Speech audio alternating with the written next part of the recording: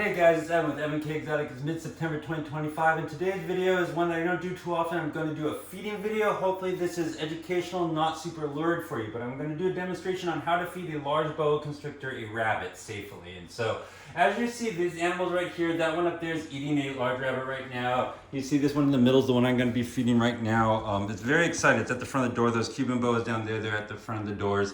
They're all very, very food excited. They can sense the food in the room, and if you just opened that door, it'd be pretty high risk. So I'm just going to show you how I do it safely. These are front opening cages, and so the first thing I'll do is I'll get myself in a good position. I take my lock out, and the nice thing about professionally made doors that's not something you see on a lot of homemade doors is they have this little inset lip right here and right here that allows you to barely crack these sliding doors like that, and the animal still couldn't get to you. Because, you know, if you're right here, the animal still couldn't get to you. But what that allows you to do is come in and open it with a hook. So that's how I'm going to be opening it safely, with a hook. And when I feed large animals, I have a hook in my left hand and I have the tongs or whatever I'm using to feed in the right hand.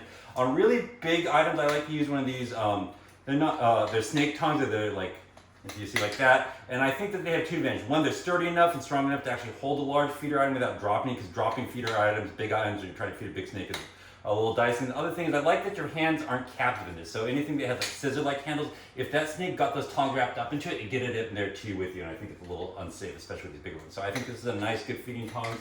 You never need tongs more than about 24 inches. But if you see over here, the next thing you want to do is kind of decide your approach to coming in. So this snake is actually in a pretty good position over here.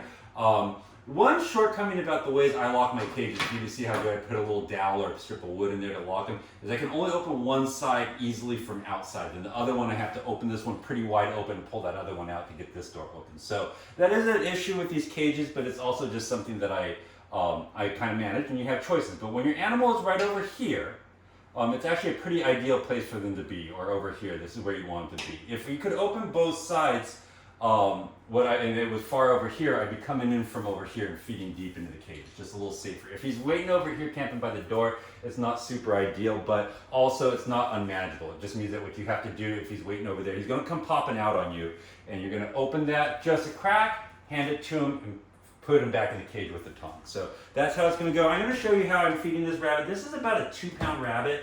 I feed him about monthly when I'm feeding them 2-pound rabbits. But you hold them by the hips like this, okay? And I just simply open the door with a nice, solid, clean presentation. And I guide it back into the cage. Close the door. And it's done. It's as simple as that. You always keep a hook in your left hand, so if it comes out and does something weird, you don't have to go run and get it. Also, if it comes flying at you, you have something other than your hand to block it with. And if you just see there's that nice, steady, put it to it presentation. None of this playing around with it, none of this firing it up, nothing that's going to make it a little more psycho when you go feeding.